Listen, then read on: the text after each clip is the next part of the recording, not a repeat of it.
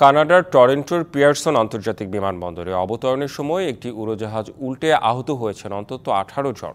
এদের মধ্যে 3 জনের অবস্থা আশঙ্কাজনক। বৈরী আবহাওয়ার কারণে এমন ঘটনা ঘটেছে বলে প্রাথমিকভাবে ধারণা করা হচ্ছে। তবে পুরো ঘটনাটি নিবিড়ভাবে পর্যবেক্ষণ করা হচ্ছে বলে জানিয়েছেন কানাডার পরিবহন মন্ত্রী।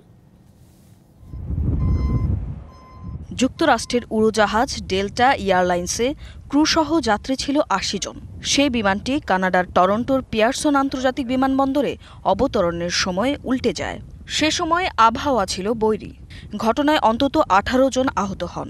তাদের মধ্যে 3 জনের অবস্থা আশঙ্কাজনক। কালার এক্সপার্ট, জর্জ স্যাপ এবং মাইল্ড অন হ্যান্ডস টেকনোলজি সমৃদ্ধ অরিক্স ক্রিস্টাল ওয়াশ আপনার বিমানটি যুক্তরাষ্ট্রের মিনেসোটার মিনিয়াপোলিস থেকে ছেড়ে আসে। এরই মধ্যে সব যাত্রী ও ক্রুদের উদ্ধার করা হয়েছে বলে নিশ্চিত করেছেন টরন্টো বিমানবন্দর কর্তৃপক্ষ।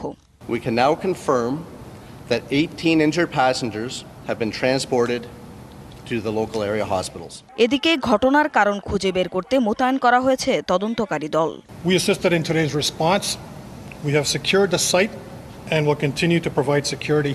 দুর্ঘটনার 90 মিনিট পরেই ফ্লাইট অপারেশন শুরু হয় পিয়ারসন বিমানবন্দরে। তবে মন্ট্রিল ও অটোয়া বিমানবন্দর থেকে ছেড়ে আসা 26টি বিমানের গতিপথ পরিবর্তন করা হয়েছে।